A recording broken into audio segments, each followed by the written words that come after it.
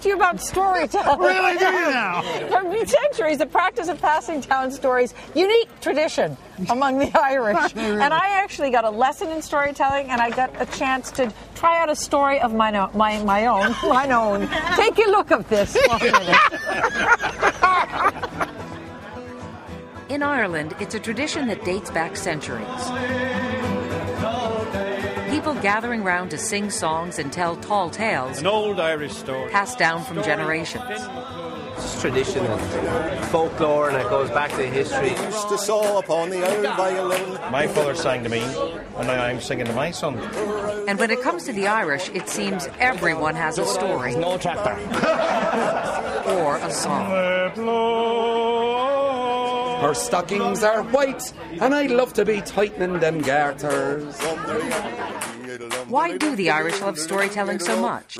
We want to entertain each other. That's the most important thing for an Irish person. We embellish everything. He was as big as a house. He had a big shock of red hair and a big red beard. A little bit of pinch of salt, I think. Always with the embellishment, the Irish. Well, he's got a different story every day of the week. Yeah. I'm not telling any yet. It's too early in the night.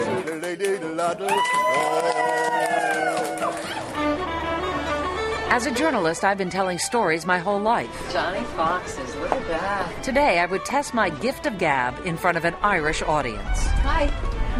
But first, some advice from the professionals, Pat Spate and Liz Weir. What do I need to know? There are a few simple rules. Choose stories that suit you. You must be honest. To be a good listener is the most important thing. The stories can be told in a song, in a poem, in a limerick. Should I try to speak with an Irish brogue, or? Oh, definitely not. Oh, really? But when you're doing it right, when you're being honest with the audience, you actually feel the audience dance with you, and it's the most wonderful feeling. And being fond of food, I always bring my own food with me. Just in case we'll have a wing, maybe, a wing. Wing? My favourite way of eating chicken is like this, ready for the oven. I've sort of prepared a limerick. Does that count as storytelling? Oh, yes. If that's okay? Because it could be a poem, it could be a dance, it could be a painting, it could be an opera. They're all different ways of telling a story. And then it's story time. There once was a man named Al Roker who gave weather forecasts with a poker. He predicted no rain, and in Ireland that's insane. Let's face it, Al Roker's a joker! I think I got more laughs with the chicken.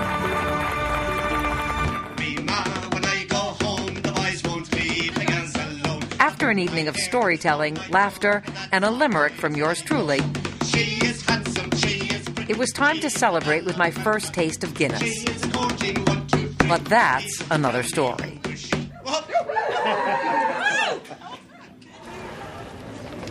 Insane? Insane. It's gorgeous. That's right. It's beautiful. But this is not insane, although it tastes insane. The fish and chips, traditional. Leo Burdock's is the place since 1913. They've been serving traditional fish and chips, usually with a little vinegar.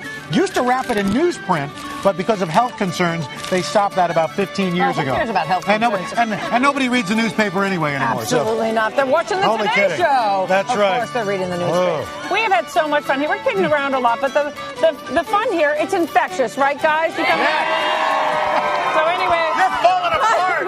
I'm blowing my hat to you. Who wants some fish and chips? You move in here. Oh, they're going to eat, Al. Have some.